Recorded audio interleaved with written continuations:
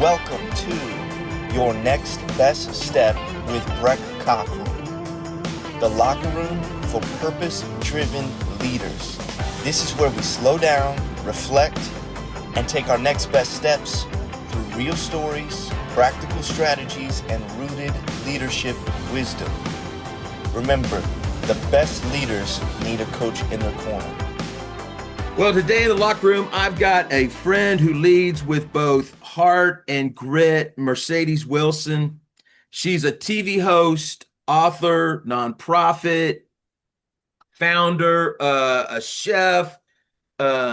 She started a business. She's a wife. She's a mom. She's like everything, everywhere, it seems like. She's a great friend to lots of people.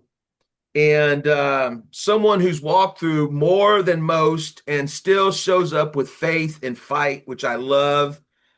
I also love Mercedes and how honest she is about life, family, leadership. If you follow her, you know she's an open book, even when life hits hard. She's not a pretender. It's real, at times raw, but I love this about you, Mercedes. You're full of hope.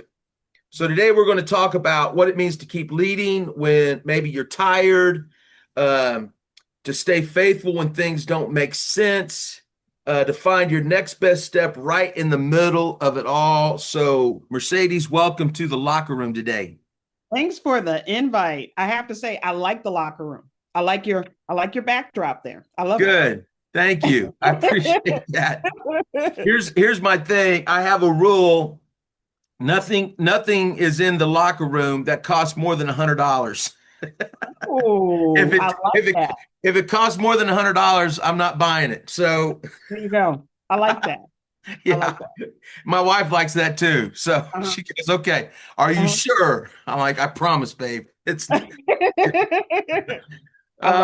so Mercedes, thanks for coming on the podcast, and we've been friends, I don't know, for several years now. I think the first introduction that we had was from a mutual friend, and it was when you were doing a TV show, I think up in Canada. Yep, the Mercedes right? Wilson show. Yep. Yeah, right. Yep. And I was introduced to you, to your world, and have followed you ever since. And we have a lot of different connections. Yeah, we do. In the city of Buffalo, and it always seems we're always interconnected, and so. But I remember how struck I was being up there for your show, and then just following your show, and just how real your conversations with people, the interviews you would have were open, honest. Not easy, but they were, I think, needed. And I think that's what we need today. This podcast, my hope is that I can help encourage leaders who lead others to start with themselves first. And sometimes we get into like how to lead others, but the majority of what we talk about here is being rooted, ready, grounded. A mentor of mine, Dr. John Townsend, he always said this. He says, when the root works, the fruit works. Yeah. And so that is a big part of what our conversations are. So give us a little, kind of tell us a little, for those who don't know Mercedes, who don't know you, give us a little bit of background, who you are, where you're at, and what you're doing in the world today. Yeah, well, out of all the things you mentioned earlier, a lot of those I no longer do because of where I am in life now. And I'm okay with it. I'm good with that. But a mom of four, a 22-year-old son, 19-year-old daughter, and 11-year-old twins. So we're busy. Wow. My husband and I are busy. And I always start with that because I'm like, okay, where do I go from there? Because, to me, that's the most important. I have, there's a lot of things that I've gone through in life. And they don't define me, but they've helped chart the path. So, as a child, dealt with sexual abuse, abandonment. And then when I was 27, got divorced from my first marriage, 28, diagnosed with stage 2 breast cancer. Married a few years later, about 4 years later, and had a set of twins. After I was told I probably couldn't have any more children after cancer, had a set of twins. And we have been going through this life, like trying to do the best that we can with 4 kids and working and balancing and jobs. I mean, at one point I had like 6, 7 jobs in television, and I absolutely loved it. And then got diagnosed last October, actually the day after my birthday, with stage 4 breast cancer. So life has dramatically changed. A lot has happened in the last year, but I also have to say the last year I've been the happiest I can remember ever be. Wow. So there's a lot in there. I know you asked a little bit, but yeah.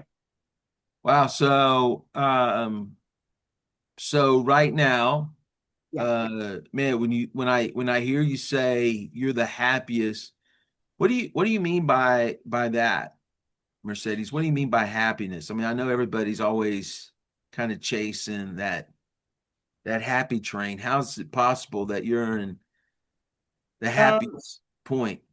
When you have to deal with your mortality, you get to see God's sovereignty. Oh, wow. And there's a part of me that, do I want to leave Earth? Absolutely not. I want to be here to see grandbabies. I want to, my husband says he wants to get old and sit in a rocking chair. But I want all of that.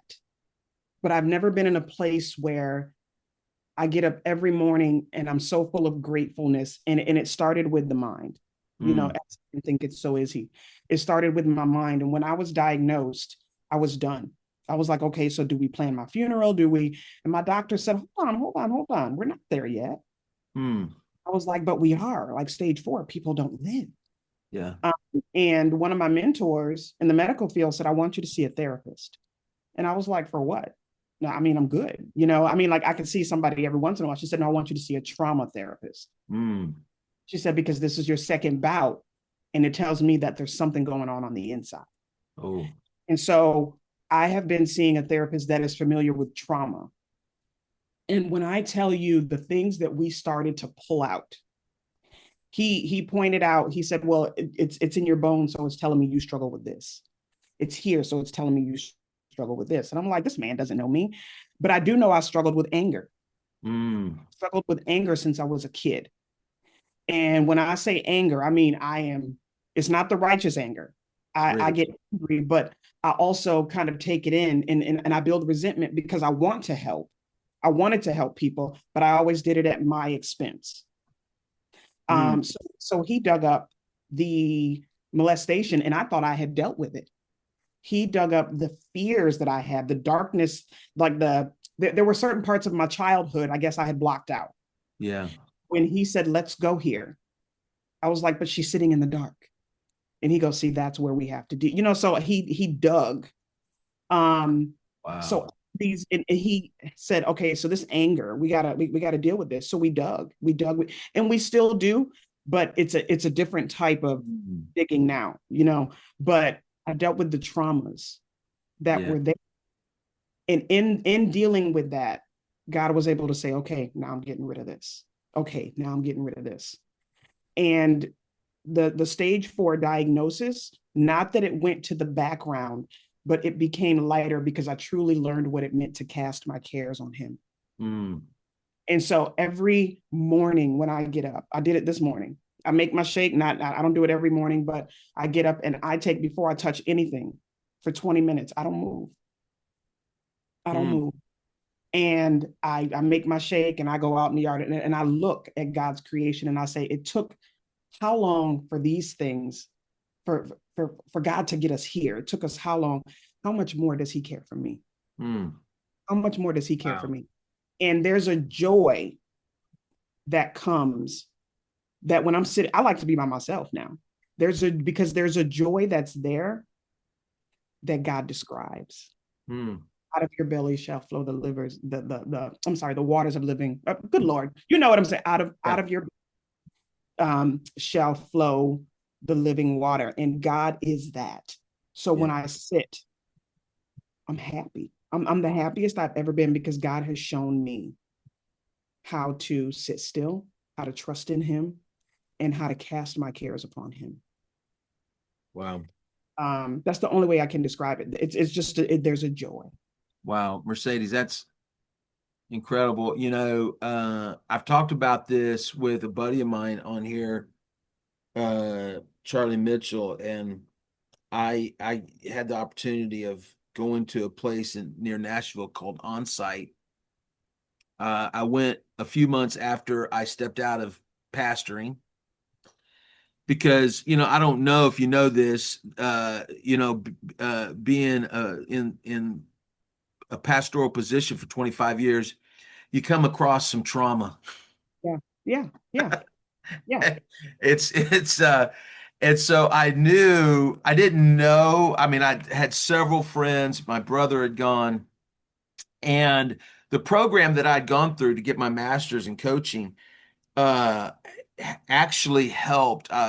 Literally I started my master's program, and we did, in like 4 days after my dad's memorial service, I was out in California and going through a 4-day pretty intensive group therapy. And so I'd never done anything like that.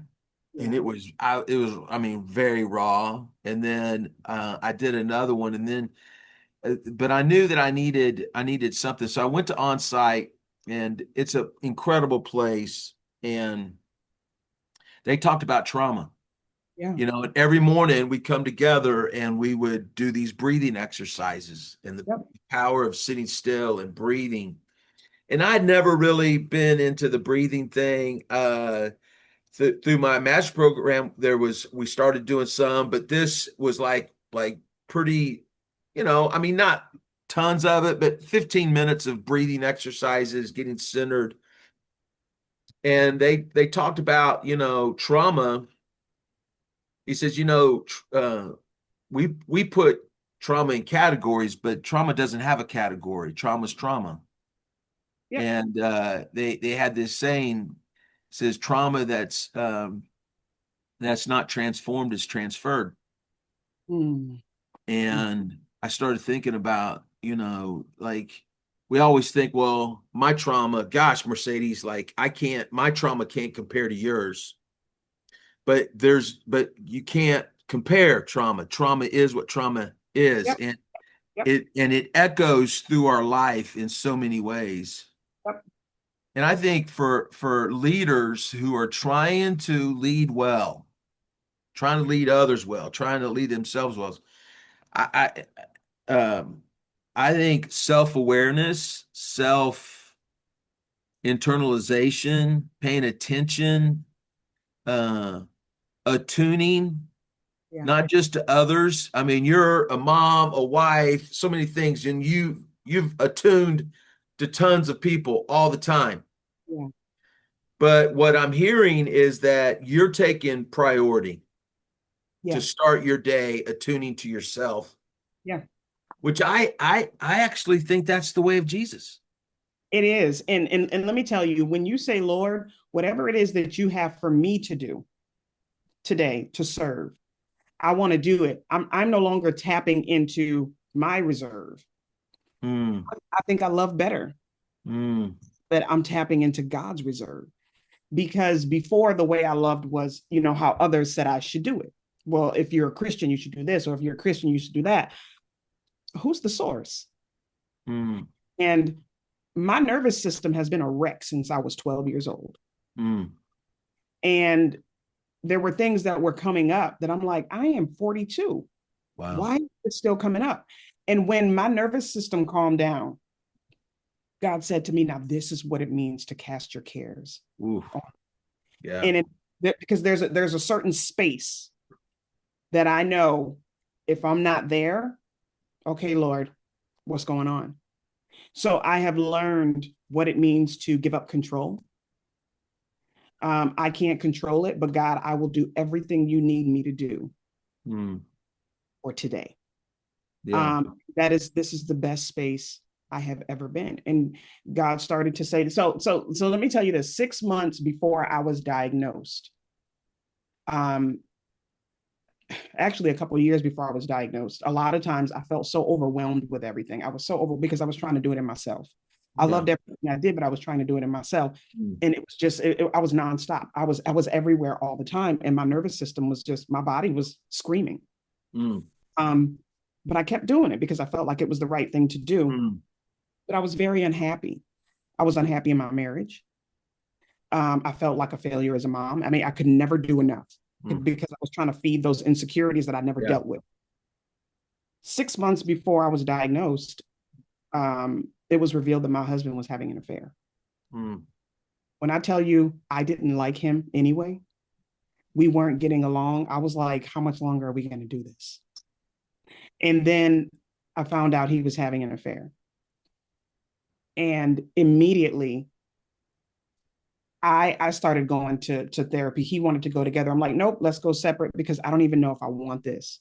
Right. And we had to sort through, but I'll be honest, it took like 3 months for me to say whether I wanted to work with it or not. And I said, just give me time. I will know. I'm going to take some time, do some soul searching, see if this is what I want, because we weren't there anyway. Mm. And after 3 months, I kind of got that check from God. And I went to my husband and I said, so I'm willing to work on this. And by that time, he had been in therapy and he was dealing with his stuff. And, you know, I hated it when people said, well, stay for the kids. And I'm like, that's no reason to stay. That absolutely. I mean, if you think that's going to work with me, then we'll get a divorce. Yeah. because no. And after 3 months, I got the check where, and we went into therapy and he was going by himself. And we were going together. And he started dealing with his traumas. And I mean, we're still working on things, but can I tell you, we've been the happiest that we've been in years. I'm not going to say because we were great in the beginning. And then somewhere along the line, I was so busy. He was so busy. Life was just going. And then we had that. And I remember telling a friend when I was going through that, I said, this is one of the worst pains I've ever felt. And I feel like I'm going to pay for this in my body. My body was just shutting down. 6 months later, and I'm not saying that was the cause. I'm just saying everything together all these years. And 6 months later, I found out. And God said, I need you to get rid of this. I need you to get rid of this. I need you to get rid of this. And I had to drop everything. And when I dropped everything, my attention was on him. He said, now this is what I need you to do. I need you to do this. I need you to do this. I need you to do this.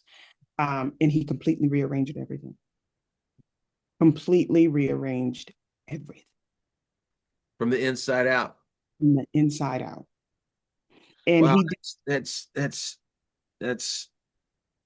appreciate just your honesty and vulnerability, Mercedes. I mean, you know, my dad was a pastor for years and years. My mom, dad both recently passed, and but I remember he would do, him and mom would do these new member classes back when there was Sunday school, you know. yeah. And this is pre, you know, small groups. This was old school, you know, Sunday school. Yeah. And they would do a 12-week new members class. And I remember him talking about, I don't know where he got his facts because there was no Google back in the 70s. It's somewhere he got this, but they talked about a holistic, what it meant to grow in Christ holistically. Yeah. And I remember this very clearly because I mean I saw his stuff. It was, you know, this is when they had what do you call the machine that you put on there? The put it up on the The projector. The projector, yes, right. And the slides, but he talked about how negativity, um, all these different things that we think are just kind of in our head, how they impacted our body. Yeah. And even back in the 70s, they were talking about in the 80s, like how the internal stuff can actually have an impact on our Yep. physical health. And for you, just hearing, because Mercedes, I mean, you were a TV personality, all over the place. You started a small relish company, Yes. which is fantastic. Um, I mean, you know what it is to start things. You have led, and I think about even my time back at onsite and probably in the therapy. Part of dealing with trauma is closing the story loops, the stories we tell ourselves about ourselves and others. The Mhm. judge that sits on our shoulder that's always talking kind of smack to us. Yep. And that judge comes from our, little Brex and little Mercedes that's still Yep. living. Like we still have the Yep. kid in us Yep. following us around, and to acknowledge that and what helped us survive then isn't helping us survive today, Oh, and so it's amazing. And I would just, I think your approach too, often I would tell, I'm no counselor at all. My counseling was stop it. Stop it. All right, thanks. Easy for me to say, I'm the worst counselor to myself, right? But one of the things I would often say when marriages would come in and they would go, can you help us? I said, I don't think I can help. I said, but I think you guys need to work on yourselves Mhm. before you think you can work together. And that's kind of what it sounds like in Yes. this flash moment, in this moment, you guys started like, hey, let me deal with ourselves before we can ever have a chance to come together. Yeah. So I love that, the fact that you guys were willing to look deep inside and to be honest and start there. Yeah. And it's still again going to be work. It's going to be work for years. I mean, when you break someone's trust, Mm-hmm. we both recognize that I wasn't happy with him. Mm-hmm. Wasn't happy. And that was one of the conversations we had. I said, did you ever stop to think that I was unhappy too? Mm-hmm. You didn't. Right. Um, and we were not considerate of one another at Mm-hmm. all. It was just kind of like hi bye, and great father, hardworking man. You got some stuff you got to deal with. Mm-hmm. And I told him, I said, that is not for me. I can't help you with that. Mm-hmm. So I need time. I needed time. So Yeah. while I took that time, he said, I'm gonna work on me. And whatever we decide, if we choose to separate, then let's do. I mean, when I tell you paperwork drawn up, secured lawyers, I was just like, just sign here. Mm-hmm. And we said, let's just take time. And I said, I don't know how long it'll be, but as soon as I know, I'll let you know. And in the meantime, he worked on himself. And I worked on myself. And at that point, we were like, okay, this is done. We're just going to see what happens. Yeah. Um, and we started at when we went to marriage counseling, they would say, out of 1 to 100, what do you trust him? And I was like, he's negative right now. Mm-hmm.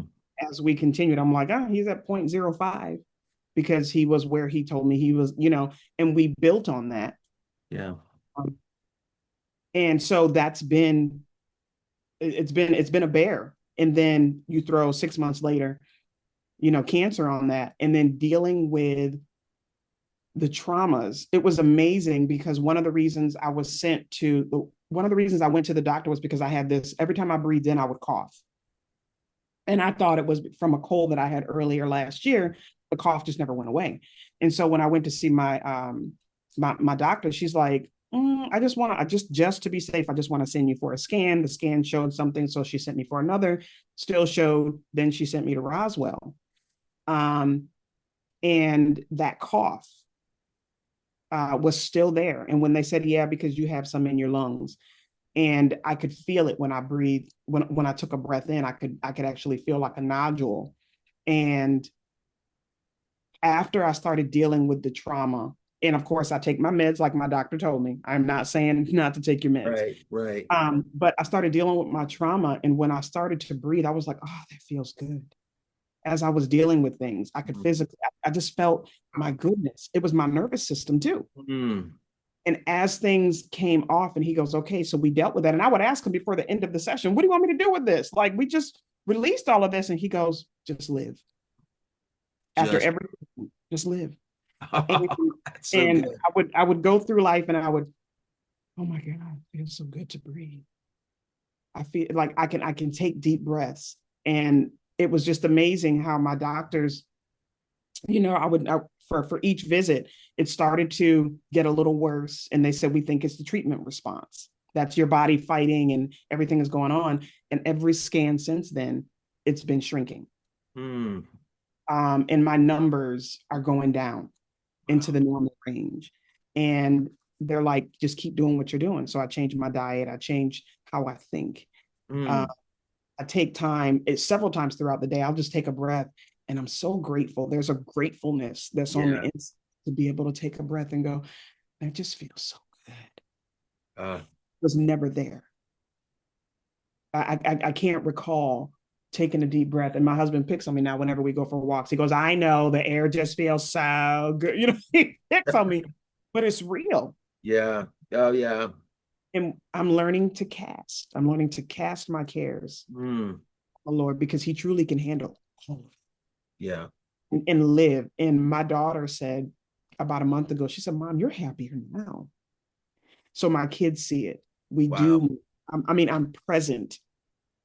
You can't we think we can hide our junk No. from, especially our family, our kids, and Nope. we can't. Nope. Mercedes, I've had this, and I've talked about it here on this on the podcast before, and I probably always will, because in conversations like this, it reminds me. But Dr. John Townsend said early on, he says, after 35, 40 years of working with leaders, you know what the greatest need of leaders is? And so I'm writing it down the note. He says, the greatest need of leaders is for leaders to need. Yeah. And I was disappointed in that. I was looking for something much greater than that. But as I have over the years really pushed into that, sat in that, because he said, if there could have ever been anybody who could have pulled "I don't need anything" card, it would have been Jesus. But and often I think in Christianity, which ain't a whole lot these days, but the way of Jesus, I think we spend a lot of time on his deity, his godship, and we don't spend very much time on him being 100% dude. Human. And one of the things that I've just been curious about, observing about the way of Jesus the man, is it seemed like he never hustled, and he never chased. No. And in our world today, where everybody needs one or two or three side hustles, and I'm not, John Wooden, the great basketball coach, he used to always say this. He says, hustle, but don't hurry.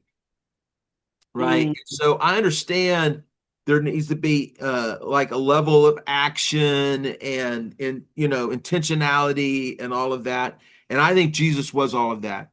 But he did it in such a way that every day he woke up and he knew what his man needed.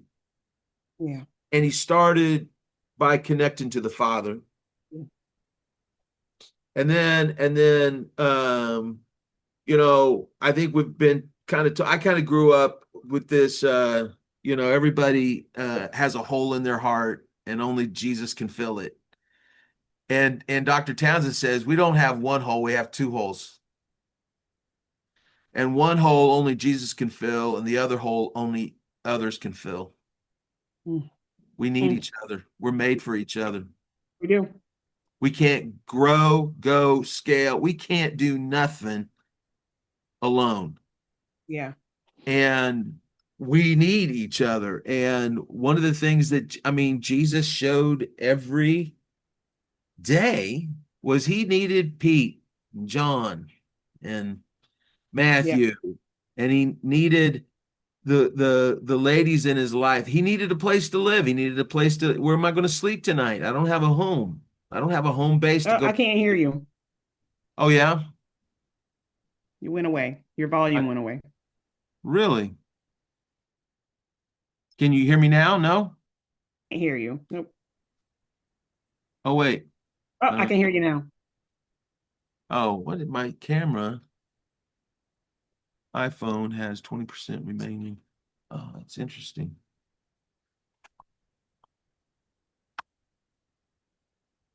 Let me do a quick, my phone, because I'm recording. Your battery? Yeah. My battery stopped it. Oh, okay.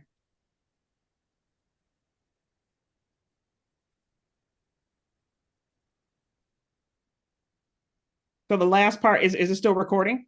Yeah. Yeah, the last part I heard was he needed Peter and John and So you can hear me now? yeah. Okay.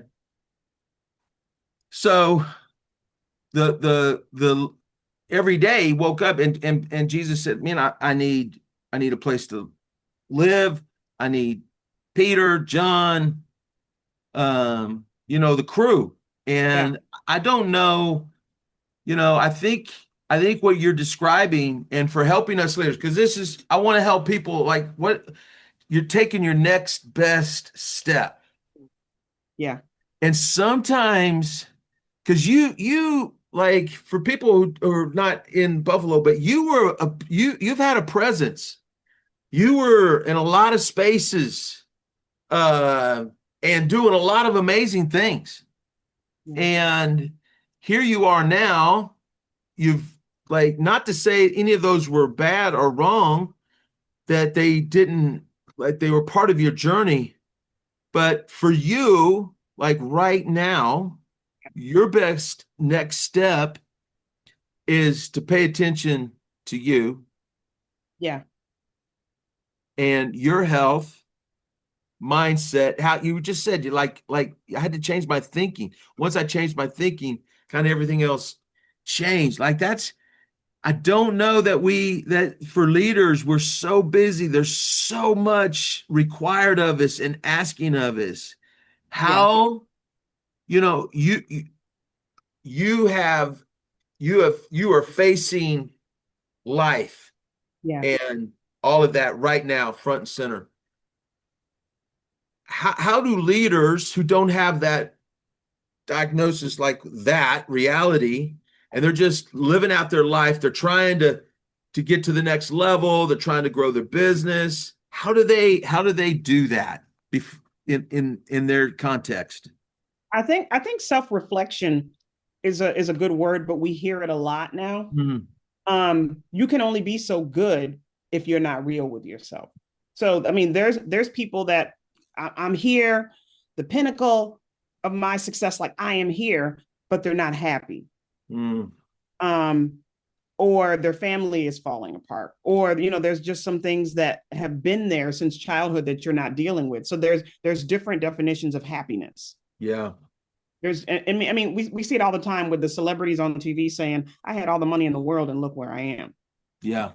So you don't have to have this diagnosis to to realize that working on you and dealing with you, not only do you make good leaders, because we don't realize it, but our insecurities determine how we manage. It determines how we lead. Yeah. Talk to me about that. What do you mean by that?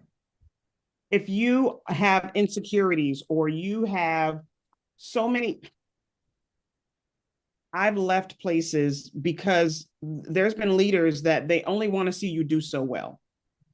And they only want to see you do well if it benefits them. Are you leading, or are you using people to get where you need to be? Yeah. Or you don't want to learn anything. And there's so many. Out of all the things that I left, I have some fabulous mentors that I still keep in touch with. But there was one in particular that only wanted to see me do so good. And it had nothing to do with me. I recognize it had absolutely nothing to do with me and everything to do with this person's insecurities or what they had going on. In our conversations, I knew that, there were certain things like, I don't need therapy. I don't need that. But everybody around you is getting therapy because you won't. That's a good indication. I say it this way. With people, leaders I work with, like the first question I ask is, I just want to know something.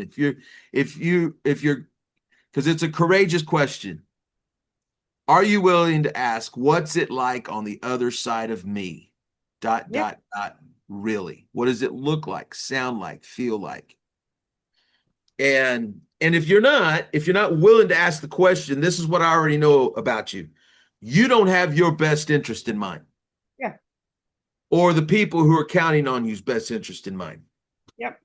So for you, you've experienced that from leaders not being able to understand what's it like on the other side of them. Everybody's getting therapy except the one that needs it, the one that's causing everybody to get therapy. That's so good. And when you leave people, are they better? Are they doing something that is challenging them? Do you kind of drop things on their plate that say, I see this in you, you to see this in you? But there was a point where, and I've probably been guilty of it too, being a leader, you want people around you because they make you look better, because they can do the things you can't. And nobody's growing. It's a transactional. They're all transactional. Yeah. Transactional. I don't do well with transactional relationships. Yeah. I just don't. I care about you and the person. And can I challenge you in something that hopefully the light bulb will go off for you and you see your value in Christ? That's my hope. That's my prayer. And to me, that's a leader, because at the end of the day, he's the answer. Yeah. And I know there's people, that are in corporate saying, it doesn't matter, just do the job, get it done. We have people with mental health issues in corporate. It's not working. Yeah. It's not working. Because we are all these hustles and, doing all these different things that maybe you don't want to do long term, because God has so much better for you. You're not growing. You're not, I've been there. I walked away from everything. And Channel 7 was the last thing I walked away from. And I didn't want to do it, but I was like, my health comes first. Yeah. My health comes first. And let me tell you, I haven't missed a beat. I haven't missed a beat. Wow. Mercedes, for leaders out there, couple of things as we wrap up. What would be a failure? I always ask this. What would be I call it a failure, but that you look back on and now you're like, I'm so grateful for that failure in my life because it helped me or expand. Like, can you think back about some times where you took some missteps that really actually were my maybe setups that God was going to use for you further down the road? Yep. There's a lot of them. There's a lot of them. The one that comes to mind most recent is I loved what I did at the station. There was one year I hosted or was a part of, like, it was like 45 events in a year. There's only 52 weeks in a year. Yeah. I regret that. I lost my family, my marriage paid for it. Let me say, I in no way, shape, or form take accountability for what my husband did. Sure. Right. Talking about our time together. Yeah. I'm not saying it would have prevented anything. That is his affair. Yeah. But I lost time because when I got the diagnosis, that's the first thing that came to mind. I looked at my son and just cried, and I said, I'm so sorry. And it was the time. Yeah. So that's the one that hits me right now, because I'm like, oh, I'm here and these people love me and these people love me, and I'm missing everything. So it was the time that I was away from the family. I could have said no to 30 of them and still been fine. Yeah. Yeah. Well, that's good. What would be for a leader out there who that's trying to, I mean, maybe they feel they resonate with your story. They know the pain, the trauma. What would you say to them to help them take their next best step in their own development and their own being able to just help them, like, the reality of their past, their present, and their future? What would you say to them to help them? I'd always be an advocate of therapy. Another thing that really helped me was I got into reading, and I can't sit and read a book, but I'm always in my car. So I buy audiobooks. Yeah. So there's 3 that stood out. The Body Keeps Score. The Mel Robbins book, Let Them. Yeah, that's a good one. And then I don't always, or I don't agree with all of the different beliefs that he may have, but Michael Singer's The Untethered Soul. Because it talks about God, and it gives you the courage to let go of control. I was trying to control a lot. And by controlling it, I'm carrying it. Yeah. I'm carrying things that aren't for me to carry, period. It wasn't for me to carry. Yeah. And so The Untethered Soul is a good one. So reading and therapy. Versus scrolling, reading versus scrolling. Yes. Listen, get a book you can scroll and read on your phone. Your finger needs to make that movement. But, exactly. But yeah, I mean, reading really, because it makes you think. It's someone. If you're left alone with only your opinions, there's something wrong. Yeah. You can't be left alone with only your opinions, because you see it through the filters of your hurts, of your pains, of your failures. You need someone else's perspective that lives a different life. Like you said, we need each other, and people have wisdom that are that's outside of our thinking. So yeah. No, I've kind of always said all of our perspectives are incomplete. Our theology is incomplete. Our politics are incomplete. Our life experiences. That's the beauty of each other, is that when we allow that, when we move from certainty to curiosity, best place. It allows us to grow. Yep. We don't grow when we're stuck in certainty. We got a lid. Yeah. And so I love that, reading all of that. Mercedes, thank you so much. Thank you for being in the locker room today and giving us a little glimpse of your resilient spirit and leadership. We'll continue to be praying for you, and just all that, for all your future and all the hopes and the wants that you have. And so hey, if you resonated with any of this, with the story that Mercedes has been talking about, Follow us, subscribe, send this to somebody. And don't forget, even the best leaders need a coach in their corner. We all need a coach in our corner. So, Mercedes, thank you so much for joining us. God bless.